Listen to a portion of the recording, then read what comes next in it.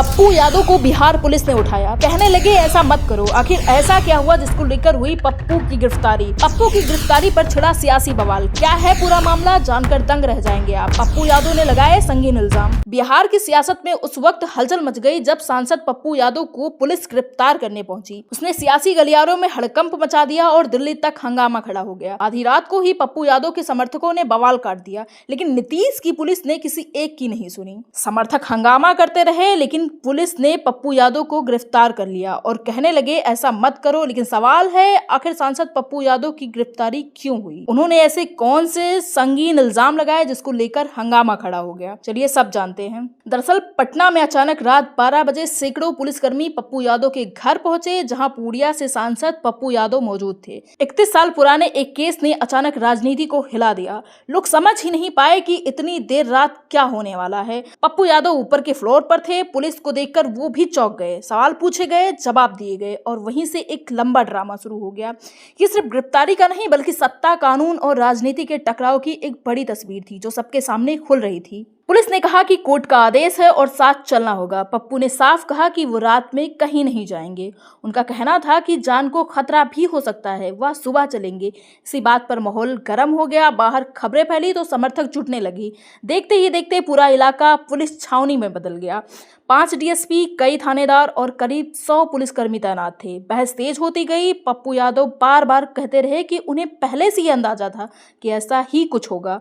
वो बोले कि जिन मुद्दों को वो उठा रहे थे उनकी कीमत उन्हें चुकानी पड़ रही है। 3 घंटे तक बात बढ़ी और फिर हालात और भी तनावपूर्ण होते चले गए। जब पुलिस उन्हें लेकर चलने लगी तो अचानक उनकी तबीयत बिगड़ गई। वो बेहोश होकर गिर पड़े। सिर में दर्द और धड़कन तेज होने की बात भी सामने आई। ये देखते ही समर्थक भड़क उठे। पुलिस और समर्थकों के बीच धक्का मुक्की हुई। कुछ समर्थक पुलिस गाड़ी पर भी चढ़ गए। हालात को काबू करने के लिए पुलिस को काफी मशक्कत करनी पड़ी। उसी रात उन्हें स्वास्थ्य जांच के लिए अस्पताल ले जाया गया। स्ट्रेचर पर पप्पू यादव को ले जाते हुए जो तस्वीरें सामने आई हैं, वो बिहार की राजनीति को हिला के रख दिया है।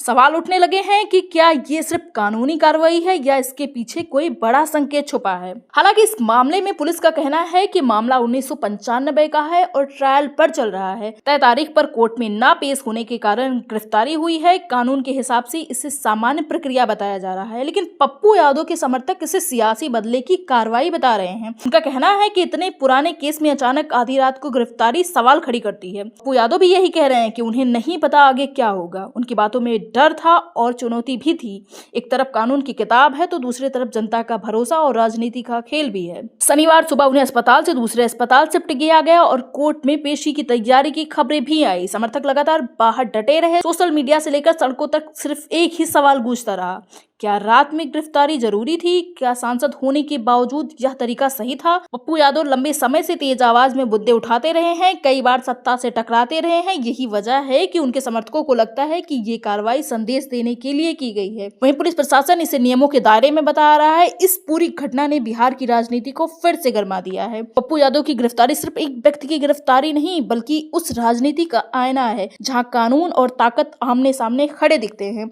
समर्थकों की नाराजगी बता रही है कि मामला आगे और भी तूल पकड़ सकता है। कोर्ट का फैसला क्या होगा ये तो आने वाला वक्त ही बताएगा, लेकिन इतना तय है कि उस आधी रात के ड्रामे लंबे समय तक याद रखे जाएंगे। गिरफ्तारी उनके घर से की गई है। 1995 का एक मामला था जिसमें माननीय न्यायालय द्वारा एक अटैचमेंट टू प्रॉपर्टी निकाला गया था। और अभी चूंकि मेडिकल एग्जामिनेशन होता है, एक प्रोसीजर होता है प्रोसीजर लॉ में, उसके तहत उनको हॉस्पिटल लाया गया है और उसमें उनका मेडिकल एग्जामिनेशन चल रहा है। उसके पश्चात डॉक्टर जैसा डिसाइड करेंगे उनको फिर किसी थाने में ले जाया जाएगा। तत्पश्चात माननीय न्यायालय में प्रोड्यूस किया जाएगा।